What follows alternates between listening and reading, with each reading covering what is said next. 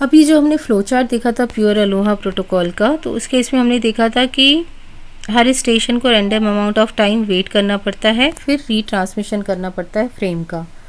तो इसके अकॉर्डिंग एक न्यूमेरिकल आपको आ सकता है एग्जाम में, जैसे आपसे क्वेश्चन दिया हुआ है, वर्ड्स में दिया हुआ है, मैंने इसको शॉर्ट में बता दिया कि तो स्टेशन 1 को स्टेशन 2 को फ्रेम ट्रांसमिट करना है थ्रू वायरलेस अलोहा नेटवर्क, और डिस्टेंस बिटवीन टू स्टेशंस है 600 किलोमीटर, ये आपको गिवन है। और सिग्नल प्रोपोगेशन टाइम भी आपको गिवन है 3 × 10⁸ मिली सेकेंड।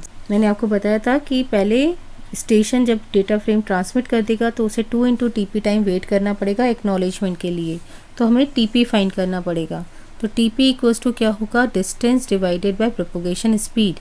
और डिस्टेंस आपको गिवन है 600 किलोमीटर, यानी 600 × 10⁻³ और प्रोपोगेशन सिग्नल का टाइम क्या गिवन है 3 × 10⁸। तो जब आप इसको डिवाइड करोगे तो आपको TP की वैल्यू मिल जाएगी 2 मिली सेकेंड। तो स्टेशन को 4 मिली सेकेंड तक वेट करना पड़ेगा।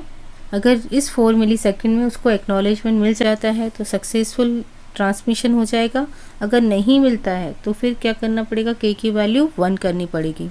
अब आपको फाइंड आउट क्या करना है कि कितने अमाउंट ऑफ टाइम तक वेट करना होगा स्टेशन को इनको रीट्रांसमिट करने के लिए। तो अगर लिमिट सपोज हम मान लेते हैं 3, तो 3 टाइम्स के लिए रीट्रांसमिट कर सकता है ट्रांसमिटिंग स्टेशन। ड्यूरेशन में अगर फ्रेम ट्रांसमिट नहीं होता है तो स्टेशन को ट्रांसमिशन को अबॉर्ट करना पड़ेगा। तो यहाँ पर क्या होगा, सबसे पहले K की वैल्यू 1 होगी और लिमिट हमारी क्या है 3, चाहे क्योंकि क्या 1 इज़ ग्रेटर देन 3 होता है, नो।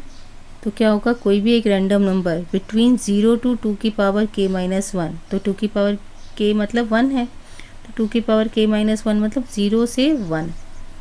तो रेंज जो है रैंडम नंबर R की वो हो सकती है 0,1।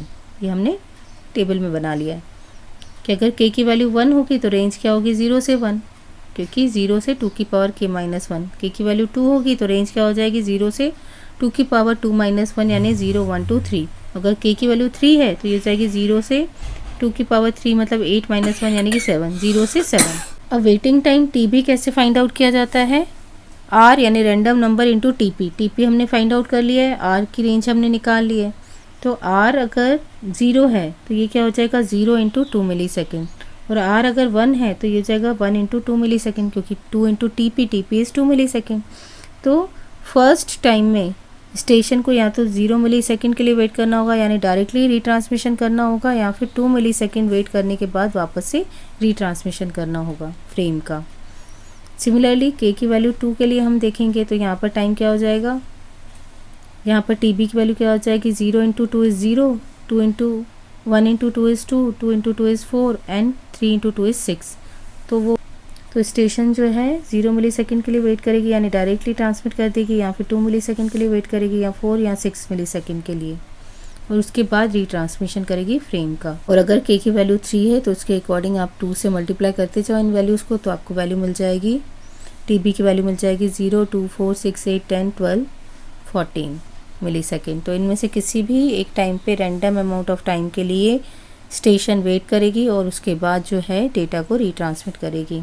लेकिन अभी भी अगर इस ड्यूरेशन में डेटा ट्रांसमिशन नहीं हो पाया, K की वैल्यू 3 हो चुकी है, अब K की वैल्यू जैसे ही 4 हो जाएगी, 4 is greater than maximum limit हो जाएगा, तो सेंडिंग ट्रांसमिटिंग स्टेशन को ट्रांसमिशन को अबॉर्ट करना होगा। तो इस टाइप से ये प्योर अलोहा प्रोटोकॉल वर्क करता है।